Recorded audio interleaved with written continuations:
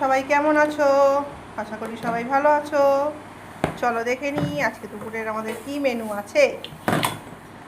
এই যে ভাত, আলুর চোখা,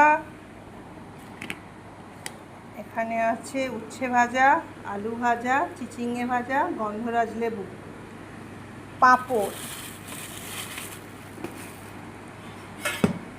এখানে আছে মুসুর ডাল, শুকনো লঙ্কা ফোড়ন দিয়ে কাঁচা লঙ্কা ফোড়ন দিয়ে মুসুর ডাল, ডিম ভাজা, এটা আমার ছেলে ডিম ভাজা, ও পেঁয়াজ কিছু দিয়ে খায় না, প্লেন।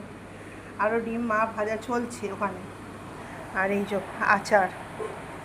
এই হচ্ছে আজকে দুপুরের মেনু।